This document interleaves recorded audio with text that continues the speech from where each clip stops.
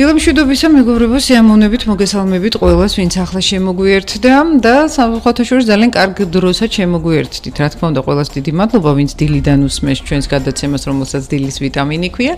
თუმცა ახლა რატომ შემოგვიერთდით და რატომ გეუბნებით, რომ ძალიან კარგია მეთქი, ალბათ თქვენთვის უკვე ნაცნობი იყო ის ქუდი, რომელიც გაჟღერდა, ეს იმას ნიშნავს, რომ სტუმრის ბლოკი დაიწყო და შესაბამისად სტუმარი უკვე ჩვენთან არის.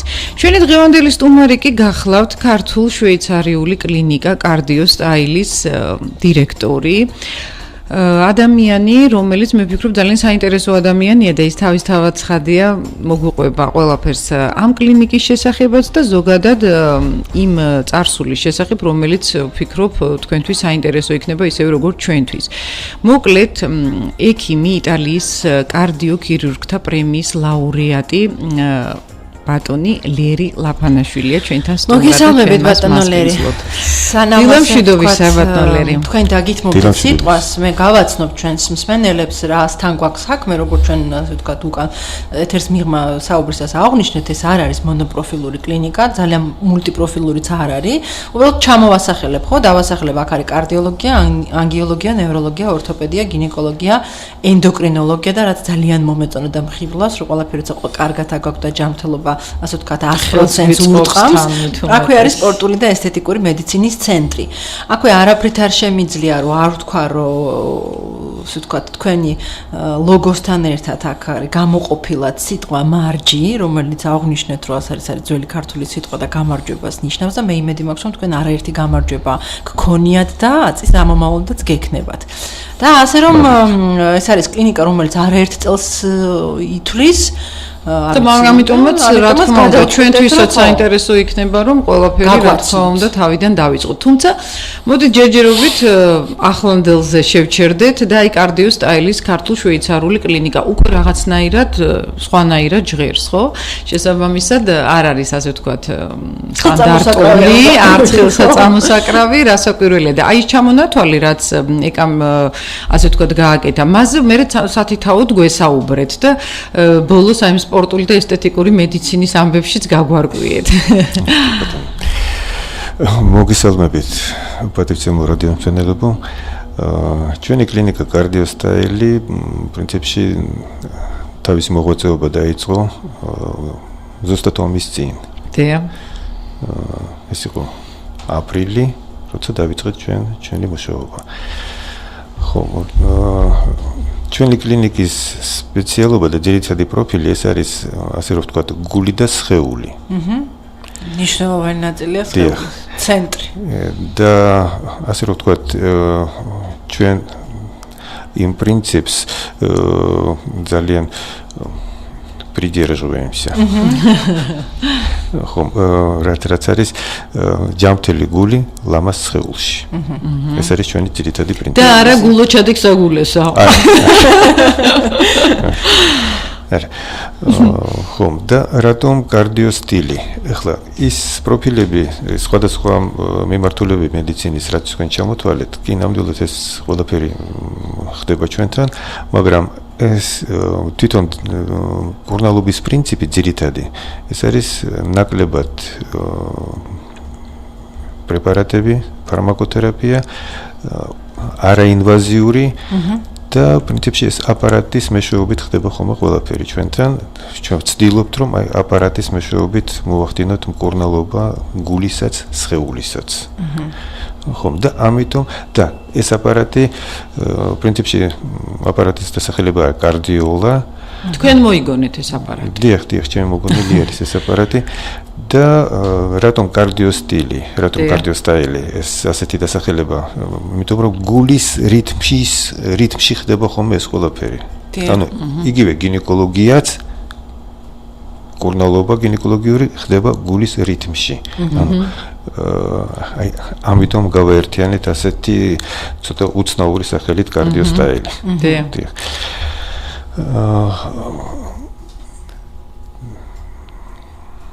მოდით მივყვეთ რა არის ეს აპარატი. მისი მუშაობის მექანიზმი გავაცნოთ, ასე ვთქვათ, აი რამდენადაც შესაძლებელია პოპულარულ ენაზე ჩვენ მსმენელს. თავისთავად ხედია დღეს, როდესაც ფარმაცია ძალიან წინ მიდის, მედიკამენტები ლამის პირველ ადგილზე დგას, მაგრამ არასდროს არ უარყვია პრეპარატების გვერდითი მოვლენები, ხო და ალბათ მართალია? მე ვფიქრობ ჩვენი მსმენელებისთვისაც და ასევე უფრო მეტად საინტერესო საინტერესოა, იქნება თვითონ აი ეს იდეაც და ზოგადად საიდან მოდის რატომ გადაწყვეტეთ ამ აპარატის შექმნა და ასე შემდეგ. დიახ, ну ძირითადი მიზანი, რასაც რისთვისაც იყო შექმნილი ეს მეთოდი და ეს აპარატი, ეს არის გულის უკმარისობის მკურნალობა. და პრინციპში ეს გულის უკმარისობა ეს არის ჩვენი უფრო ესეთი გამოხატული პროფილი. დიახ. და რა შეასაქმე ახლა ცოტა სტატისტიკაზეც კი ვისაუბრებ. ბატონო, დიახ, რა ბუნამ. დღეისათვის თუ მოვიშველიებთ ამერიკის გულის ასოციაციის სტატისტიკას 2004 წლის თითქმის 20% ამერიკელების არიან დაავადებულები სხვადასხვა გულ-სისხლძარღვთა პათოლოგიებით. ну ეს პროცენტი 20% ალბათ სხვადასხვა ქვეყანაშიც იგივე უნდა იყოს. და მე აბსოლუტურად დარწმუნებული ვარ, რომ საქართველოში ნაკლები არ არის. დიახ.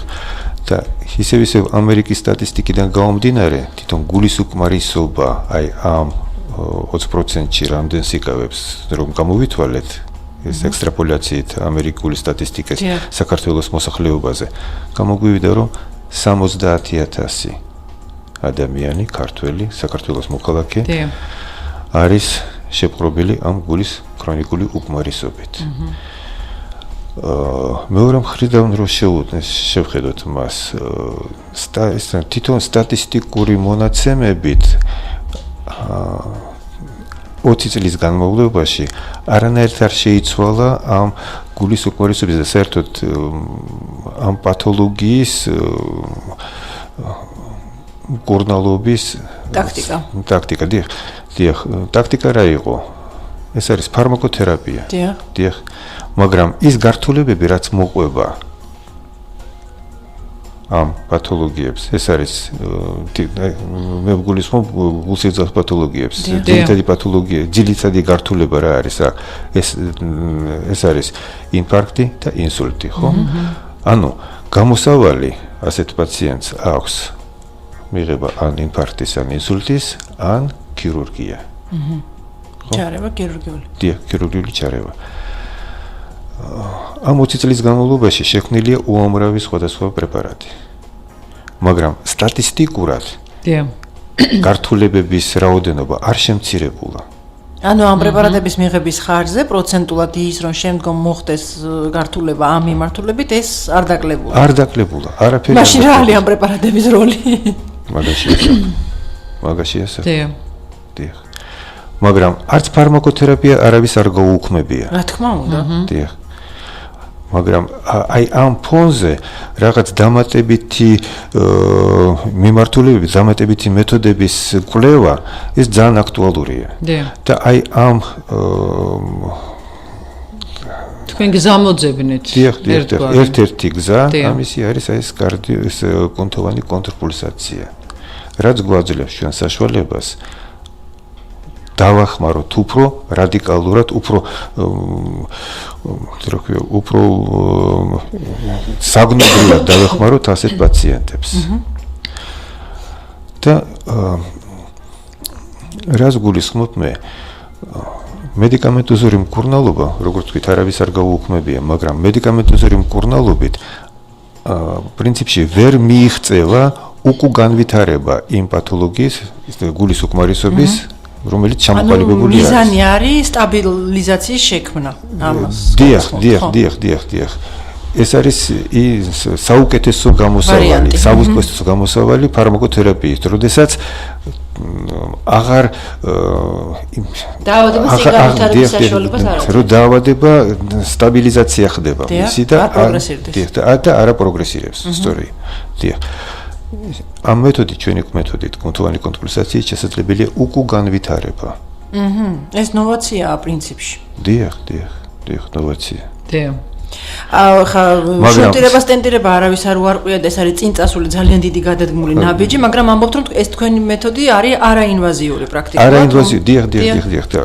და ნახეთ რა შეასაქმე, არავითარ შემთხვევაში მე არ მინდა გამიგოს რომელიმე ექიმმა ან თერაპევტმა ან ქირურგმა, რომ ეს მეთოდი კონკურენციას გაუწევს მათ. არაში ეს კომბინაციაში უნდა მოხდეს ყველაფერი. მაგალითად, თუ ავიღებთ ქირურგიას, არის საკმაოდ დიდი კატეგორია პაციენტების, რომელსაც ქირურგი უარს ეტყვის. დიახ, ინკურაბერული სიტუაცია თქვათ, როდესაც არის ხანგრძლივი ასაკოვანი პაციენტი, როდესაც არის რაღაც კიდე სხვა გვერდითი მოვლენები და კიდე სხვა პათოლოგიებიც როცა ემთხვევა ამას ყველაფერს. და პაციენტს ეუბნებიან უარს რა ქნას ამ პაციენტმა. ისევ ჩვენთან უნდა მოვიდეს. თქვენ გინდა თქვათ, რომ ეს შეზღუდვები ნაკლებია თქვენი მეთოდით ჩართული. არ არის შეზღუდვები, პრინციპში არც არის შეზღუდვები. შემდეგი მომენტი. პაციენტმა ჩაიტარა ოპერაცია. დიახ. სტენტირება ან შუნტირება. და აი აქ მინდა მივაქციოთ თქვენი ყურადღება. რაშია საქმე? რა მოხდა ამ ოპერაციის შემდეგ? კი, განიკურნა პაციენტი? განიკურნა რისგან? კი, ის გართულება, სადაც იყო ფოლაკი ჩალაგებული და შეზღუდული რაოდენობით მიეწოდებოდა სისხლი და ჟანგბადი მიოკარდიუმს, ეს აღდგა. მაგრამ ძირითადი დაავადება რა არის აქ? ათეროსკლეროზი ძირითადში. ხო? ათეროსკლეროზის კურნალობა მოხდა? არა. და ასეთ პაციენტებს დიდი პროცენტი არის სტატისტიკურად დადგენილი მეორე თუ ხდება ხოლმე. სტენტირების შემდეგ ვთქვათ, ოპერაციას იკეთებს მერე. ოპერაციის შემდეგ კიდე ოპერაციის გაკეთება, ეგ ძალიან რთული სიტუაციაა. მაგრამ რა ქნას ამ პაციენტმა? ან კიდე სხვანაირად რომ მიუდგე, ეს ქირურგის ბრალი იყო, რომ მეორედ კიდე უწევს. არანაირად, მაგრამ იმ პაციენტმა ცხოვრების სტილიც უნდა შეცვალოს, რაღაც ყველაფერი მედიკამენტოზური მკურნალობაც უნდა დაიწყოს და რაღაცა სხვანაირად მოკავდეს მისი ცხოვრება, ხო? აბსოლუტურად მართალი ბრძანდებით. აბსოლუტურად მართალი ბრძანდებით, იმიტომ რომ პროფილაქტიკა ყოველთვის უფრო საუკეთესო არის, ხო? ვარიანტია, კი ბატონო, გეტყვი. უფრო იაფი, მაგრამ სამწუხაროდ ჩვენს გონებაში ეს არ არის გამჯდარი იმდენად, კი, ვიცით რომ პროფილაქტიკა ჯობია, მაგრამ კარგი, მაშინ მოვიდა ბატონო თქვენთან ის პაციენტი. არა, სიგარეტის ისეთი მომენტია, რომ აქცია. აი მოვიდა თქვენთან ასეთი პაციენტი. დაუშვათ. აი მე რა ხდება მაშინ თქვენთან? თქვენ რა სპირდებით მას? ჩვენ რა სპირდებით? და გარდა იმისა, რა სპირდებით, მე ვფიქრობ, რომ ძალიან საინტერესო იქნება მსმენელისთვის თვითონ აი ტექნიკურად ახსნათ, რას აკეთებს ეს კუნთოვანი კონტრპულსაცია და რანაირი მეთოდია. სტაციონარში მოთავსებას ითვალისწინებს პაციენტისას, რაღაცა გარკვეულ საათებია და მერე სახლში უშვებთ, შემდგომ როგორ უნდა განაგრძოს ცხოვრება. აი რას უკეთებთ მას? ქირურგიული ჩარევა გასაგებია და აძინონ უნდა და იქ თავის საქმე კარდიოქირურგებმა გააკეთონ. თქვენი მეთოდი რა არის? ჩვენი მეთოდი ჯერერთი კლინიკა, ჩვენი კლინიკა არის ამბულატორიული კლინიკა. ხო, სტაციონარი არ მაქვს მე და ამიტომ ვთქვათ, გართულებული პაციენტი, დამძიმებული პაციენტი, რომელსაც დეკომპენსაცია დაემართა, მას მე ვერ მივიღებ რანაირად. ანუ უნდა მოვიდეს კომპენსირებული ჩვენთან.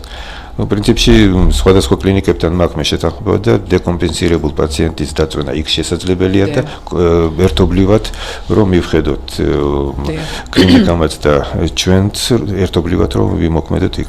ასეთი ვარიანტი შესაძლებელია, მაგრამ ძირითადად ჯობს რომ მოვიდეს კომპენსირებული. ხო. იმიტომ რომ ამისთან პაციენტის მკურნალობა გაცილებით უფრო მარტივი არის. შედეგი დიახ. ეხლა რანაირად ხდება ეს ყველაფერი? პაციენტი მოდის და თვითონ სეანსი გრძელდება 20 წუთიდან 1 საათამდე. ეს ყველაფერი ხდება ჰემოდინამიკის კონტროლის ქვეშ და ძირითადი მომენტი რა არის?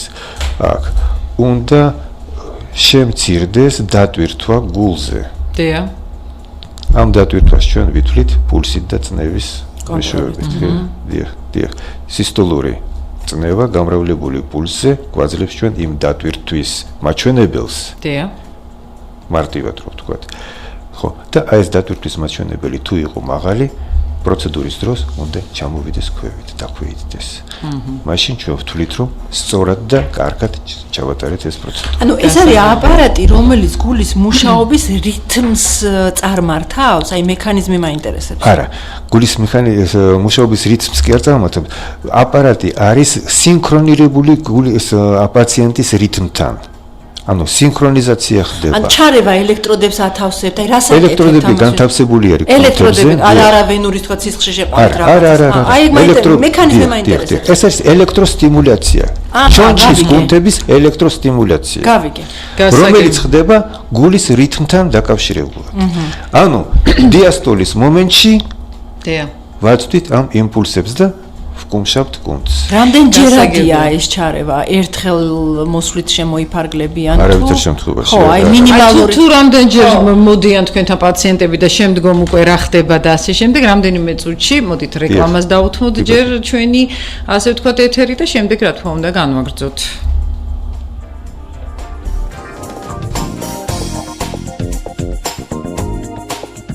მაშინ მეგობრებო, რა თქმა უნდა, დავბრუნდით ჩვენ ისე ფაქტობრივად ჩვენ არ წავსულვართ არსად. უბრალოდ რეკლამა გავიდა ჩვენ სარღზე. ჩვენ ისე ვაქვართ და მე კიდევ ერთხელ შეგახსენებთ, ქართულ-შვეიცარიული კლინიკა კარდიოსტაილის დირექტორი ყავს სტუმრად ბატონი ლერი ლაფანაშვილი. ბატონო ლერი, ჩვენ საუბრობდით, რა თქმა უნდა, კლინიკის შესახებ, მაგრამ ზოგადად ბოლოს ჩვენი საუბარი სწორედ აი ამ აპარატთან დაკავშირებით იყო თუ რა აი შემდგომ როდესაც უკვე მოდიან პაციენტები რა პროცედურებს უტარებთ თქვენ მათ? და რამდენად კმაყოფილები მიდიან, ესეც ძალიან საინტერესოა. დიახ. პაციენტები, ძირითადად კმაყოფილები არიან, კი. დიახ. და თვითონ პროცედურაც არ არის შემაწუხებელი. პაციენტს უმაგრდება ელექტროდები იმ კუნთებზე, სადაც პათოლოგი ხო კიდე ერთი რამ უნდა დავამატო ამას. ვინაიდან თვითონ მეთოდი აგებული არის ელექტროსტიმულაციაზე და ელექტროსტიმულაცია უკვე რა ვიცი საკმაოდ დიდი ხნის ცნობილი სამკურნალო საშუალებაა რომელიც გამოიყენება ფიზიოთერაპიაში. ის ყველა პათოლოგია რომლის მკურნალობა შესაძლებელია ამ ელექტროსტიმულაციით ჩვენთანაც შესაძლებელი რომ იმკურნალოს. ანუ რითი თქმა მინდა ჩვენ აქ უბრუნდებით იმ ძველ დავიწყებულ პრინციპში შეიძლება ასე ვთქვას უარყოფილ პრინციპს უმკურნალე ავადყოფს და არა დაავადებას. ჩვენი პროფესორები, ძველი პროფესორები ასე გვასწავლიდნენ. დღეს დღევანდელ მედიცინაში პრინციპში ისეთი მკვეთრი სპეციალიზაცია მიდის, რომ 2-3 წელიწადში იქნება ალბათ მარჯვენა ხელის ექიმი და მარცხენა ხელის ექიმი. ხო. მაგრამ აი ის ძველი პრინციპი, რომ უმკურნალე ავადყოფს და არა მის დაავადებას, აი ამ მეთოდის გამოყენებით ძალიან შესაძლებელია ამ მეთოდით მოხდეს. ვინაიდან ძირითადი მომენტი რა არის, რომ უნდა გავაღიზიანოთ ჩონჩხის კუნთები. ჩონჩხის კუნთები ეს იქნება კიდურების, თუ ეს იქნება სხეულის, თქვათ, მუცლის ან ზურგის, არანაირი მნიშვნელობა არ აქვს მაგას. და აქედან გამომდინარე. როცა გამოკითხავ პაციენტს და გულის პათოლოგიასთან ერთად, მას აწუხებს, თქვათ, რადიკულიტი. ეს განლაგება ელექტროდების მოხდება ისე, რომ იმ რადიკულიტსაც ორ კურდღეს ერთად დავიჯერთ მოკლედ. პრინციპში ასე გამოდის. იგივე არის, თქვათ, გინეკოლოგიური პაციენტი. რომელსაც აქვს შარდის შეუკავებლობა, ვთქვათ. ქალბატონს. განლაგდება ელექტროდები ისე, რომ ერთსაც მოუხდეს და მეორესაც. ეს ძალიან დიდი პლუსია, და ესეთი სერიოზული ნამდვილად განაცხადია. დიახ. მასი. ეხლა თვითონ პროცედურების რაოდენობას ძალიან ხშირად პაციენტი მეორე, მესამე ხარისხის გულის უკმარისობით მეკითხება, ორ კვირაში მორჩებიო. ორ კვირაში უკეთესად იგრძნობ თავს, მაგრამ ის რომ მორჩები ორ კვირაში, ვარიანტი არაა მაგისი. ჩვენ მორჩენას საუბრობთ რაზე? დიახ. აი ამას მინდა მივაქციოთ ყურადღება. მორჩენას ვამბობთ მაშინ, როდესაც ის განდევნის ფრაქცია და გულისხმობ პაციენტები ყველა მიცის რა არის განდევნის ფრაქცია, ხო? ის განდევნის ფრაქცია. ყველა მარიცის, ასე რომ მოდით განვმარტოთ ბადანოლერი ნამდვილად პოპულარულნაზე გვინდა რომ მაქსიმალური ინფორმაცია მივაწოდოთ ჩვენს მსმენელს, ასე რომ ორი სიტყვით უთხრათ რა არის განდევნის ფრაქცია. კი ბატონო, განდევნის ფრაქცია ეს არის ერთ-ერთი ძირითადი მაჩვენებელი გულის მუშაობის. რაც პრინციპში უდრის მარგი ქმედითი კოეფიციენტი. გულის მუშაობის მარგი ქმედითი კოეფიციენტი არის აი ეს განდევნის ფრაქცია. მე მგონი პოპულარულად ხავს. დიახ. ხო, აი ეს განდევნის ფრაქცია, როდესაც ნორმალური არის 50-ზე მეტი უნდა იყოს, 55-დან პრინციპში ეს არის კარგი ნორმა, მაგრამ 50-დან შეიძლება ჩაითვალოს ნორმად. აი პაციენტს, რომელსაც აქვს დაქვეითებული განდევნის ფრაქცია, თქვათ, მისული 30-მდე, 25-მდე, კიდევაც ნაკლები არის ხოლმე ზოგჯერ. აი ეს განდევნის ფრაქცია ორ კვირაში ვერ აღდგება. და განკურნებაზე ჩვენ ვსაუბრობთ მაშინ, როდესაც განდევნის ფრაქცია მიუახლოვდება ნორმას და კიდევაც ნორმალური იქნება. აი ეს არის ჩვენთვის მკურნალობის და განკურნების მაჩვენებელი. კარგი ვარიანტი. დიახ. და აქვე მინდა დავძინო ძალიან დიდი ბუდეში თერაპევტებთან, მაგრამ მასეთი სიტუაციას მხოლოდ თერაპიული მკურნალობით ვერ მიიღწევა, ვერანაირად ვერ მიიღწევა. ხო. და აი ასე რომ ორკვირიანი კურსით მას ჩვენ ვერ მივახცევთ, მაგრამ ეს მიიღწევა ქრონიკული მკურნალობით, ხანგრძლივი მკურნალობით. ეს ხანგრძლივი მკურნალობა უნდა განეწყოს პაციენტი, თქვათ, როგორც ეს არ არის ერთჯერადი და სამჯერადი პროცედურა. ორ კვირაში რო უცებ კარგად არ გახდება. დიახ. და ფასებიც უნდა თქვათ აუცილებლად, იმიტომ რომ ეს არანაკლებ მნიშვნელოვანია ხო მართალია მსმენელისთვის და პაციენტისთვის, იმიტომ რომ მოდის უნდა იცოდეს კიდე რაზე მოდის მისამართიც თქვათ, რადგან კი ბატონო. შესაძლებელი ახლა გაუჩნდათ სურვილი რომ მოვიდნენ თქვენთან გესტუმრონ და ვინაიდან ჩვენ ვერანაირად ვერ მივახციეთ შეთანხმებას სადაზღვევო მედიცინასთან, ვერანაირად ვერ მივახციეთ. დიახ. და ეს ყველაფერი პაციენტის ხარჯზე არის. ჩვენ ძალიან ვცდილობთ, რომ მინიმალური ფასები გვქონდეს. მაგალითად, ერთი პროცედურა ჩვენთან ღირს 25 ლარი. ნუ რას წარმოადგენს ეს ერთი პროცედურა? ძალიან ძნელია წარმოიდგინოს პაციენტმა, რამდენად ეს იაფია თუ ძვირია. მე სხვა მაჩვენებელს შევადარებ. მაგალითად, ჩვენთან ნებისმიერი კონსულტაცია დღეისათვის, ნებისმიერი სპეციალისტის კონსულტაცია ღირს 25 ლარი. კიდევაც ის დაბალი ზღვარი, ასე ვთქვათ, ერთ-ერთი დაბალი ზღვარი ეს კონსულტაციის ფასების. კი ბატონო. მაგალითად, პროფესორის კონსულტაცია, რომელიც სხვა კლინიკაში 40-60 ლარი კი ბატონო. დიახ. ჩვენ რომ მოვიწევთ ამ სპეციალისტს ჩვენთან, პაციენტი გადაიხდის 25 ლარს მხოლოდ. მაინც. ეს ნამდვილად ძალიან დიდი შეღავათია. ხო. მე ძალიან ვცდილობთ ჩვენ რომ პაციენტებს შევუქმნათ ეს კომფორტული სიტუაცია, ვინაიდან ისე მინდა გავიმეორო, ვერანაირად ვერ მივახციეთ შეთანხმებას სადაზღვევო მედიცინასთან. რა არის არგუმენტი მათი? უარის თქმის. რაზე აპელირებენ, რას გეუბნებიან? არც უარს არ ამბობენ. უარიც არ არის. არც უარი არ არის, არა. ხომ. ყოველ შემთხვევაში მოდით ვთქვათ, მე მესმის ახლა რომ ეს ცუდი კითხვა ჩემგან, როგორც ექიმისგან, მაგრამ პროფესიონალი ამას ცოტა სხვანაირად უყურებს და ჩვეულებრივი მსმენელი, რომელსაც მედიცინასთან მაინც უნდა მინიმალური რაოდენობა ვთქვათ ამ манипуляციის ჩატარების, ხო? ანუ სულ ცოტა 3-ია საკმარისი, რაკი ჩვენ ფასებს შევეხო, სულ ცოტა 5, მან უნდა იცოდეს რაზე მოდის ეს არ არის. თუნდაც იმაზე რომ აი თავი უკეთ იგრძნოს, გასაგებია რომ შეიძლება ბოლომდე არ გამოჯამრთელდეს, მაგრამ ახლა ადამიანი რომელიც ბავშვად კი ბატონო, მინიმალური რაოდენობა ეს არის 15 სეანსი. დიახ. და ჩვენ დაყოფილი გვაქვს თლიანად მკურნალობა ეს ბლოკებად. ერთი ბლოკი არის ეს 15 სეანსი.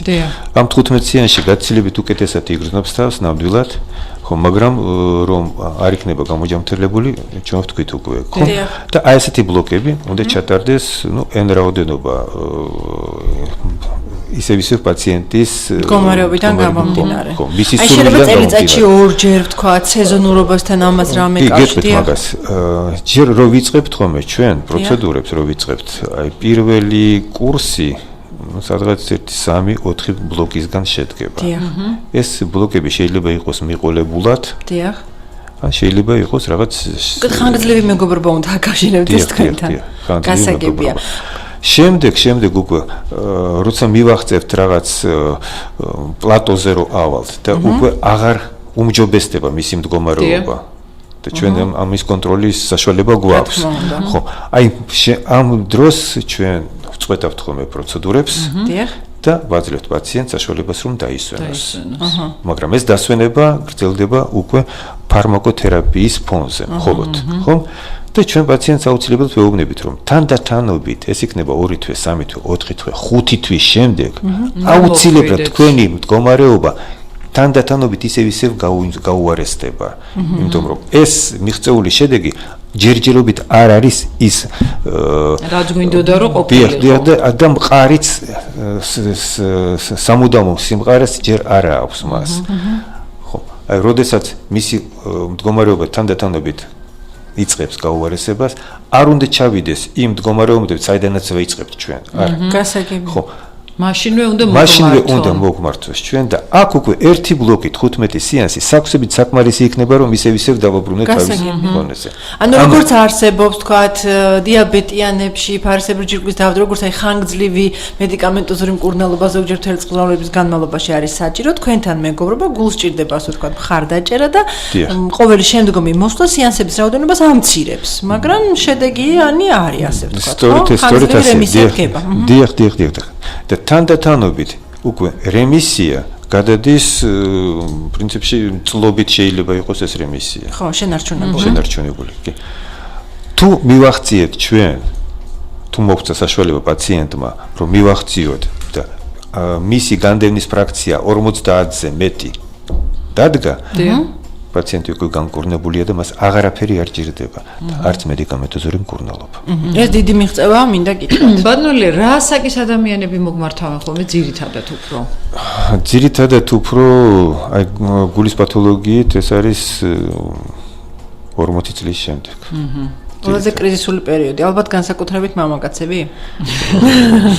ხო, ეს ასაკი უყვარს ასე ვთქვათ და უფრო მამაკაცები არიან. დიახ, ქალბატონებიც არიან, მაგრამ მეტი უფრო მამაკაცები. ახლა რა თქმა უნდა დავსვა კითხვა, რომელიც ალბათ ძალიან არის სიამოვნება ჩვენ მსმენელს. რა თქმა უნდა, თქვენ ისევე როგორც კარდიოლოგები ყველანაირი მანიპულაციის შემდგომ კატეგორიულად მოითხოვთ სიგარეტის ამოღებას. დიახ, ნამდვილად მასია. იმიტომ რომ მე ძალიან ბევრი პაციენტი ვიცი ქართველი, რომლითაც კარდიოქირურგიული ჩარევას და ყველანაირი ჩარევის ეფექტურობა მხოლოდ იმ შემთხვევაში არის მისთვის ეფექტური, აქ ჯანმრთელობაზე არ ელაპარაკი, პიროვნებისთვის ეფექტური, როცა მას შემდგომ ისევ შეუძლია დალევა ყანწები და ისევ შეუძლია 1 კოლოფი და 3 კოლოფი სიგარეტის მოხმარება. სხვა შემთხვევაში მას მიაჩნია რომ კარდიოლოგი მასთან წაგებულია. მაგრამ ალბათ ცალსახად უნდა ვთქვათ, რომ ცხოვრების ამ სტილზე კატეგორიულად უნდა ვთქვათ თუ არის. დიახ. თქვენი აპარატი რამდენად მეგობრობს? არანაირი მეგობრობა არ გვაქვს ჩვენ და მე კატეგორიულად უსვამ ხოლმე საკითხს ასე ჩვენ პაციენტს. თუ ვერ შეელევა სიგარეტს, ჯობია არიაროს ჩემთან. დიახ. არიაროს ჩემთან. მე მირჩევნია რომ რაღაც ეკონომიურ იმას წაგებაზე წავიდე და არ მივიღო პაციენტი. დიახ, ვიდრე იმიტომ რომ პაციენტი ხო არ იტყვის რომ იცი რა მე ვარ ღვებდი და იმიტომ არა მაქვს შედეგიო. რა თქმა უნდა, ის რომ მე არ მეშველა, არ მიშველი. შავი არიან მოკლედ. მივხედოთ იტალიასთან უნდა, ხო? რა თქმა უნდა, თავში ჩვენ ვახსენეთ, რომ თქვენ ბრძანდებით იტალიის კარდიოქირურგთა პრემიის ლაურეატი. აი იტალია, შვეიცარია, რაღაცა მე ვიცი რომ თქვენ შვეიცარიაშიც მუშაობდით არა ბატონო ლერი? და როგორც აქ არის ნაცნობია, აი შვეიცარიაში არის შექმნილი და სერტიფიცირებული ეს აპარატი კარდიოლა. დიახ, მართალია. სარგებლობენ შვეიცარიიდან წამოვიდეთ მერე ნელ-ნელა იტალიისკენ. არა, იტალია იყო შვეიცარიამდე. მაშინ მიუყვეთ ნელ-ნელა. ხო, 80-იანი წლების დასაწყისში დამებადა იდეები ეს ბიომექანიკური სისხლის მიმოქცევის დამხმარე სისტემების შექმნის და მაშინ იყო ეს ყველაფერი ჯერ ქირურგიული მეთოდები. მე პრინციპში ქირურგი ვარ და დისერტაცია მაქვს დაცული კარდიოქირურგიაში. ხო, და აი მაშინ იყო სწორედ ეს ოპერაცია, გულის გადანერგვის მაგიერი ოპერაციის შექმნა. მაგაზე იყო ჩემი დისერტაცია მიძღვნილი მაგას და შემდეგ ეს დისერტაციის ფრაგმენტი იყო ნათარგმნი ინგლისურად და გავაგზავნე კონკურსზე იტალიაში. ხო, ეს იყო 91 წელი. როცა ყველაფერი გარე იყო პრაქტიკულად. დიახ. და მომივიდა დეპეშა სასწრაფოდ უნდა ჩამოვიდეო, მოხსენება გააკეთო, იმიტომ რომ პრემია მოგენიჭაო თქვენო. ვერ წავედი, ვერანაირად ვერ წავედი. არ გამიშვეს, მარტივად რო ვთქვათ. გასაგებია. შემდგომ არა ანაზღაურეთ ეს ამბავი არც ხედით. შემდეგ მე ის ვარ მაშინ თქვენ რო გამომიზავნეთ დეპეშად. და შვეიცარიაში რა ხდება? ამ შვეიცარიაში რა ხდება? შვეიცარიელები ჩამოსულები იყვნენ. აქ ეს 80-იანი წლებია, ისე 80-იანი წლების ბოლო. არის ჩამოსულები იყვნენ აქ და ეძებდნენ ახალ ტექნოლოგიებს მედიცინაში. ჩვენთან ეძებდნენ? დიახ. რატომ მოვიდათ ეს აზრი თან 80-იან წლებში, თორე ინტელექტუალური პოტენციალი აქ ძალიან დიდი იყო ყოველთვის, მაგრამ ტექნოლოგიური მხარე? სწორედ მაგაში იყო საქმე. ტექნოლოგია მართან იყო, მაგრამ ეს პოტენციალი, ინტელექტუალური პოტენციალი, ახალი იდეები სჭირდებოდა. დიახ.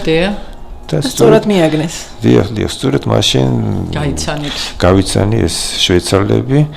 ხო, მაშინ ეს ქირურგიული იდეა, რაზეც საუბრობდი ჩვენ, კი მოიწონეს, ძალიან მოიწონეს, მაგრამ ამას ძალიან დიდი თანხები დაჭირდებაო და მაშინ ვერ შედგა ჩვენი. თავი შეიკავეს. ვერ შედგა ჩვენი თანამშრომლობა მაშინ, ხო, მაგრამ ეს კონტაქტი დარჩა და შემდეგ უკვე ის კონტროლი კომპულსაცია რაც ახლა ჩვენ საუბრობდით, ეს არის ერთი, ვთქვათ, ესეთი მცირე ნაკადული, რომელიც იყო წარმოქმნილი აი ამ დიდი თემიდან. რომელმაც შემდეგ მონახა თავისი გზა და ხო.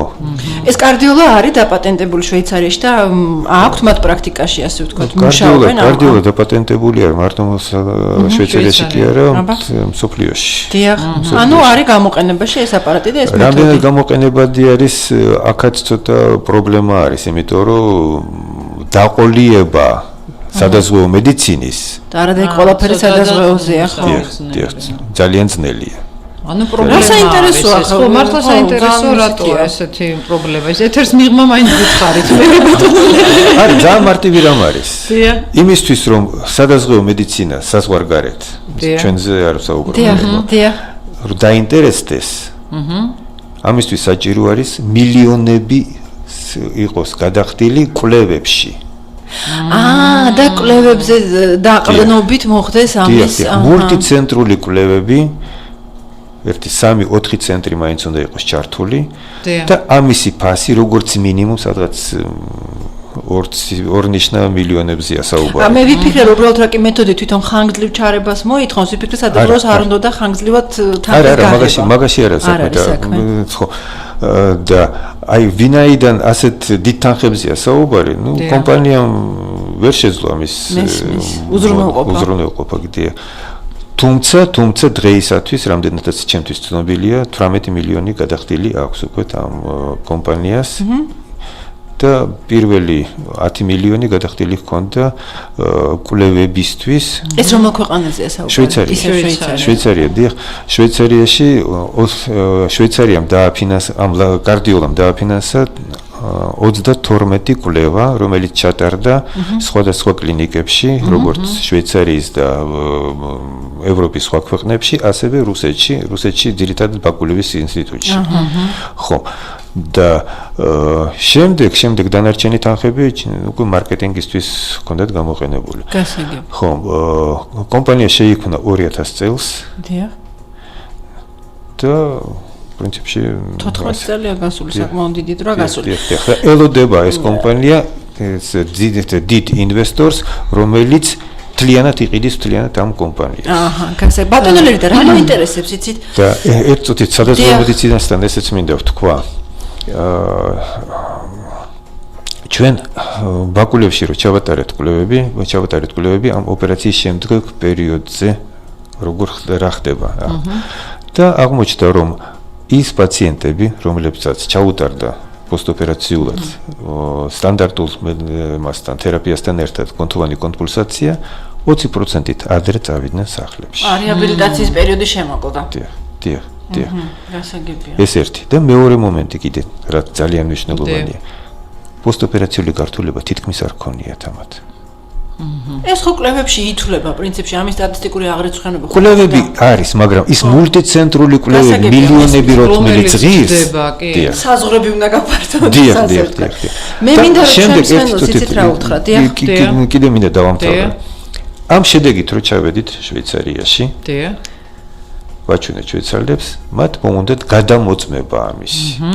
გადავამოწმეთ ეს ყველაფერი ერთ-ერთ კერძო კლინიკაში და სადღაც 4-5 თვის შემდეგ როც შევიკრიბეთ ჩვენ და დირექცია ამ კლინიკის იმისთვის რომ გაგვიანალიზებინა რამდენად მართალია ჩემი ეს ვარაუდი აღმოჩნდა კი ისტორიების მიხედვით ეს ხოლმე რომ ზუსტად 20% იყო სხვაობა. ჩვენ გონია რომ ახლა ავშენდით ჩვენი კომპანია და დიახ დირექცია გვეუბნება იცით რა აიკრიფეთ თქვენი გუდანაბადი და წაიღეთ თქვენი აპარატები აქედან. რა შეასაქმე რა დავაშავეთ ის რომ ის 2 დღე ნაკლები რო იწვა პაციენტი ჩვენთანო ჩვენ ვიზარალეთ ამით. აჰა. ნუ თუ ყველაფერი ასე ფულამდე დადის. ყველაფერი ფულამდე დადის. დღეს მაინც სამწუხაროდ სადაზღვევო კომპანიას ეს გაცილებით უნდა აინტერესებდეს თუ კი რეაბილიტაციის პერიოდი ხო ვერ გავაგებინე რომ ზუსტად სადაზღვევო მედიცინისთვის არის ეს ზუსტად რომ ნაკლები იყო შადებული თანხა ნამდვილად მასია ვერ ვაგებინებ ჯერჯერობით იმედს ვიტოვებთ ბატონლერი რომ ბოლო მოხდება ასე ვთქვათ ან ვერ ველაპარაკები იმათ ვინც გადაწყვეტილებას იმედაზე ხო გასაგებია მე მინდა ხაზი გაუსმა რატომ დავიწყე ხა ეს საუბარი მსმენელებს კიდევ ერთხელ გავაგებინო ვინც ამ მეთოდით დაინტერესდა რომ მაინც მომართვიანობა უნდა იყოს იმ სტადიაში როდესაც სიტუაცია არის კომპენსირებული ხო მართალია თუმცა თქვენ გაქვთ კლინიკებთან ურთიერთობა და დეკომპენსაციის შემთხვევაში რაღაცა ერთობლივად მართავთ ამ მდგომარეობას ბატონლერი აუცილებლად მე არ მინდა დამოვიწყდეს ჩვენ არ გვითხოვს მისამართი და ანუ სად უნდა წავიდნენ ეს მსმენელები აღარ იციან და ალბათ ფიქრობენ რომ დიახ ჩვენ ვართ ოპერის უკან თაბუკაშვილის ქუჩაზე ეს არის აფთიაქი მარჯი და მეორე მხრიდან ესოდან შემოსასვლელი არის ჩვენ კლინიკაში მაგრამ დიდი ბოდიში უნდა მოუხადოთ ჩვენ პოტენციურ პაციენტს რომელიც გადაცემის შემდეგ მომაკითხავს მშენებლობა მიდის ახლა ჩვენს გვერდით და ეს დისკომფორტს უქმნის ამ პაციენტს. კლინიკაში გნით რა ხდება? კლინიკა ნორმალურად ვიზუალურად ვიზუალურად. თუნდა მე და შენი გული ხოა კომპენსირებული. კი, მე მაინტერესებს ჩამორ მედიცინას რა თქმა უნდა. სპორტული და ესთეტიკური მედიცინის შესაძლებლობით რა ხდება? ჯერ ერთი აი ამ პაციენტებს იღებთ მე შემდგომ, როდესაც დასტაბილურდება სიტუაცია და ჩვენ ესე ვთქვათ საგულეში ჩამდგარი გულითაც შეგვიძლია მოვიდეთ ამ ცენტრში. ეხლა გულის განტვირთვა არავის არ აწყენს. დიახ. პირიქით ძალიანაც კარგია, მით უმეტეს დღევანდელ სტრესულ სიტუაციაში როდესაც ვარ ჩვენ ყველანი. დიახ. აი ნამდვილად არავის არ აწყენს მაგი. პერიოდულად მეც ვიკეთებ ხოლმე ჩემ თავს. აბა გითხარით ბატონლერი. ჩემ თავზე ვიკეთებ ხოლმე პერიოდულად მე რადიკულიტი მაწუხებს. დიახ. ხო. და ამ რადიკულის რას თავაზობთ მოკლედ? რას თავაზობ? დიახ. გავიკეთებ ხოლმე ელექტროდებს და 1-2 ფიზიოთერაპიულ კურსს გულისხმობთ. დიახ. ანუ ეს გამაჯანსაღებელი დარბაზი წარმოვიდგინე ახლა მე და არასწორად წარმოვიდგინე ეთყობა. არა, არანაირი დარბაზი არ არის. ამ მეთოდის მეშვეობით ხდება ხოლმე ამ განკურნება. ხო, დარბაზთან იქედა რომ გამოვალთ, ეკა მერია დარბაზი. დარბაზთან ესეც აქაც მინდა გავამახვილოთ თქვენი ყურადღება. პრინციპში რა არის ჩვენთან? ამ აპარატის მეშვეობით, ამ მეთოდის მეშვეობით ხდება კუნთების დატვირთვა. მისი გულის განტვირთვასთან ერთად. გასაგებია ხა გული ბოლოს მაინც ყველაფერთან ერთად ბოლოს მივდივართ რა თქმა უნდა გულთან. ხო. ერთ-ერთი ჩემი პირველი პაციენტი, რომელიც იყო მკლავჭიდელი. თან ის მოვიდა იმისთვის, რომ შეემოწმებინა რამდენად ეს ეფექტური იყო თავისთვის. ხო. ერთ-ერთი ხელმძღვანელი იყო მკლავჭიდელების. პირველი პროცედურის დროს კარგად გამოიძინა. ხო. და პროცედურა დაამთავრეთ, მაშინ გამოიღვიძა. და რომ გამოიღვიძა, ვეკითხები ახლა როგორ აგრძნებთ მეთქი თავს. და რაღაც ძალიან უცნაურად აგრძნობ თავსო.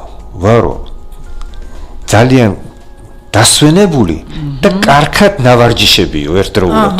გასაგებია, ბატონლერი აი ხელის გადარჩიოდო. გასაგებია. ჩვენ სპორტსმენებს ძალას მატებს მოკლედ. ძალას მატებს. ვერანაირად რაიმე უკუჩვენება აქვს ამ პროცედურებს, აი რა შემთხვევაში ვერ გამოიყენებენ ამას პაციენტი. რა მდგომარეობების დროს არის უკუჩვენება? გეტყვით. უკუჩვენება მისთვის არის კონსტრიქციული კარდიომიოპათია. გასაგებია. კონსტრიქციული და არა დილატაციური. გასაგებია. დილატაციის დროს ეს არის ერთადერთი რეალური შველა ამ პაციენტების. ხო, მაგრამ კონსტრიქციული მაშინ როდესაც პარკუჭები არის ძალიან მცირე, აი, მამაც ხელს არ ვახლებთ. გასაგებია. ეს ერთი. მეორე, ანევრიზმა. გულის ანევრიზმაზე არა საუბარი, აქ არის აორტის ანევრიზმა და ძირითადად თავის ყოველ შემთხვევაში პაციენტი რომელიც თქვენთან მოდის, თქვენ მას რა თქმა უნდა უტარებთ კონსულტაციას და შესაბამისად გამოკვლევებით, ნუ ახლა დამატებითი გამოკვლევები, როგორჯერ გამოკვლევები ჩაიტაროს და შემდეგ მოვიდეს ჩემთან, ხარჯებთან ექნება პაციენტს. რა თქმა უნდა, უმჯობესია მოვიდეს ჩვენთან, იმის თქვენთან დაბალია, თქვენთან დაუსვამთ დიაგნოზსაც და უმკურნალებთ და გამოუშვით. თან გამოაძინებთ და დარბაზში და შეიძლება უფრო. მე ვიგებ ძალიან საინტერესო გამოვიდა დღევანდელი ჩვენი საუბარი და ამასობაში, ასე ვთქვათ, დროც შემოგველია, ხო? კი, ნამდვილად შემოგვეც, სწრაფად გაერბინა სხვათა შორის დრო. ძალიან დიდი მადლობა ბატონლერი. თქვენ მადლობთ. ძალიან საინტერესო და მე ვფიქრობ რომ მაინც მიუხედავად იმისა რომ საკმაოდ დიდი ხანია თქვენ როგორც აღნიშნეთ არსებობს ეს აპარატიც და თვითონ კარდიოსტაილიც ალბათ ჩვენი მსმენელებისთვის ბევრისთვის ახალი იქნებოდა ეს ყველაფერი რაზეც თქვენ ახლა ისაუბრეთ და რა ვიცი ნახოთ როგორ წარიმართება ყოველ შემთხვევაში მე მინდა თქვენ წარმატება გისურვოთ და აი ეს თქვენი ასე ვთქვათ ჩანაფიქრი რომ შემდგომ ყველაფერი სადაზღვევო იქნება თუ რაღაცა ყველაფერი განხორციელებული იყოს რა თქმა უნდა და აი როგორც იტყვიან ხოლმე მწვანეზე გევლოთო ანუ დიდ მადლობას გადაგიხდით მობრძანებისთვის მე უბრალოდ კიდევ ერთხელ შევახსენებ ჩვენს მსმენელებს რომ ქართულ-შვეიცარიული კლინიკა კარდიოსტაილის დირექტორი ბატონი ლერი ლაფანაშვილი ყავდა სტუმრად ამასობაში კი ეგ ამასობაში აგერ 10 საათის შესრულება სულ რაღაც 3-4 წუთი აკლია ის კი იმას ნიშნავს რომ ჩვენ უნდა დავტოვოთ უკვე სტუდია რადგან ნახე როგორ გვიყურებს ნია რა თვალებით გვიყურებს ესე იგი როდის გამოხვალთო ასე რომ ნია ჩვენ უკვე ჩათვალე გამოვდივართ გემშვიდობებით რა თქმა უნდა საუკეთესო სურვილებით ბედნიერ ლამას ასიამოვნო დღეს გისურვებთ მე ვიტყოდი რომ შაბათ-კვირა მოდის დავისვენო კარგად გაზაფხულ ნახევრად გურული ვარ ნახევრად ჩვენ როდესაც მოვალთ ეკა უკვე გაზაფხული იქნება აი მინდა გაზაფხული შემოგზანება მინდა მივულოცო ყველას და ეს გაზაფხული იყოს ისეთივე საწყისი თქვენს ცხოვრებაში ყოველივე ახლის და საუკეთესოზე როგორც ზოგადად გაზაფხულს ახასიათებს. მე მგონი ეს რაღაც ისეთი ისიც იყო. ნახე დღეს საუბრობდით გულზე, გულის შესახებ. ეს ახალი გული დაიწყება და ახალი ენერგიით, ახალი სტიმულით. ასე რომ ნახვამდის ეკა ხოსიაშვილი და თამნა ბოჭორიშვილი მუშაობდნენ თქვენთვის და ჩვენ რა თქმა უნდა ორშაბათს ისევ შევხვდებით ერთმანეთს. მომავალ შეხვედრამდე.